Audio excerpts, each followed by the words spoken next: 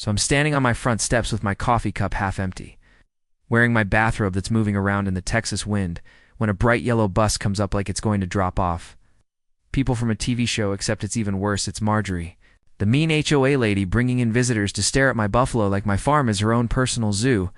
I blink my eyes thinking, I'm still having a dream, but there she is, wearing a tan vest and straw hat with a clipboard in her hand, turning my locked gate into her big, fake safari trance. This, everyone, is the day my quiet life turned into a crazy show, and I decided to let the boss lady mess up with her own bright lights. I'm Jake, and this farm, 200 acres of dusty hills and old fences, isn't just where I live. It's what I love, where I've spent years making a safe place for animals that needed help, like Mrs., my 2,000-pound buffalo, who would rather take a nap than deal with trouble. My family's worked this land since the old days of trading horses, long before Sunny Hill's big fancy houses popped up next door, and Marjorie, she's been wanting to boss me around since her HOA said they own stuff near me. My buffalo are ugly spots on her perfect neighborhood, never mind that my land is outside where she's in charge, or that I have all the right papers. That morning, I watched her cut my lock with big metal cutters, smiling as she brought in a bus full of camera-carrying strangers. Welcome to the Great Plains adventure, she sang like she was hosting a TV game show adventure. Amos moved one ear, probably wondering if her hat was something to eat. I yelled, Marjorie, you're not allowed here. But she just waved me away like I was a bug bothering her picniclet. Me go back a little bit. Marjorie and I were never friends. She'd sent me mean letters about my ugly fences, complained about the buffalo's wild smell, even tried to get me in trouble when a big bird scared her dog.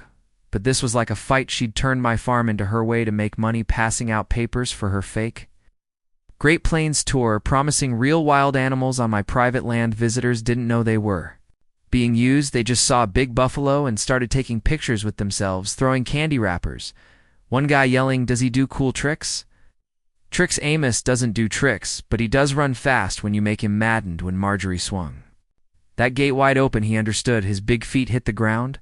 The group rumbled behind him, and suddenly it was less like a safari and more like animals running everywhere. Visitors screamed. A lady climbed up a fence post, her hat flying off another, dropped her phone, and a baby buffalo sniffed it like it was a spaceship.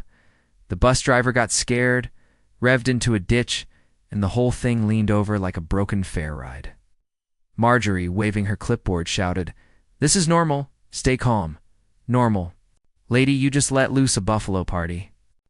My sister Ellie ran out, hitting the alarm while I started the four-wheeler, trying to get Amos stopped before he turned the HOA's walking path into a buffalo road. We got the group back, but not before Amos circled the bus, snorting at the tires like they'd said something mean about his mom. Marjorie disappeared in all the craziness, but her money guy Phil was there, filming it all with a smile, probably dreaming of internet fame. I knew the lies were coming by dark. The HOA's group chat was all lit up, calling me the crazy farm guy who let wild animals loose. Never mind that. Marjorie broke my lock, came on my land without permission, and ran an illegal tour. Ellie looked through the messages, her face angry there, saying it was our fault. Jake, I leaned back on the front steps, stars above me, and felt anger in my stomach. This wasn't just about a gate. It was about my home, my animals, my right to be here. Marjorie wants to play mean. I said, let's show her what nice looks like. Here's where it gets crazy. We didn't just lock the gate and forget about it. We went big. Ellie found county papers proving our farm is a protected, safe place that can't be touched by HOA. Steffi checked our field cameras and found treasure video of Marjorie cutting the lock, laughing. He'll never know.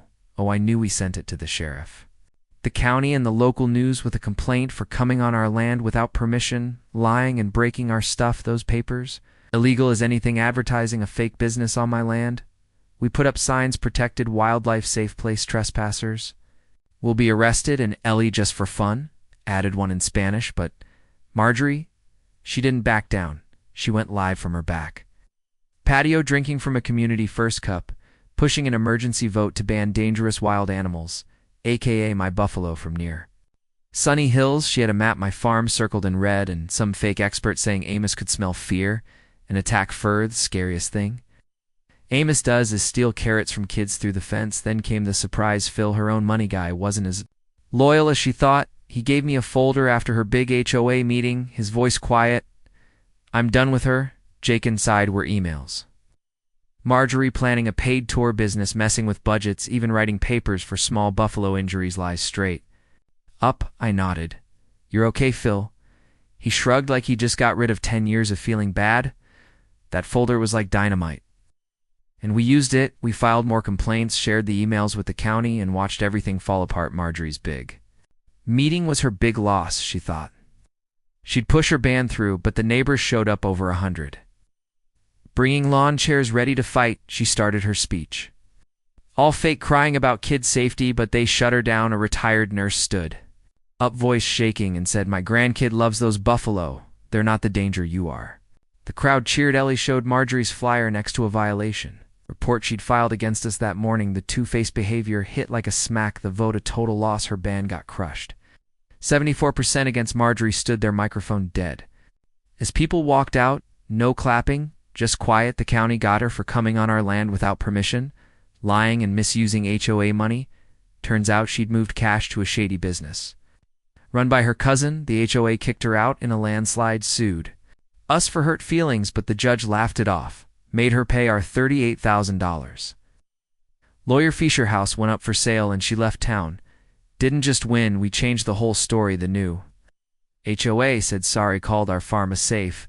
Plasu had an open day. Kids named a new baby buffalo. Neighbors laughed. Someone brought a Marjorie piñata that got hit more than a punching bag. Standing there watching Amos eat grass while families took pictures. I felt peaceful, hard-won, real. But here's the kicker. Marjorie's gone, but her shadow stays. There's always another gate, another bully thinking they can control what's wild. So I'm asking you, what do you do when someone breaks your lock? Fight or let it go? Drop a comment, tell me your story, what's worth standing up for in your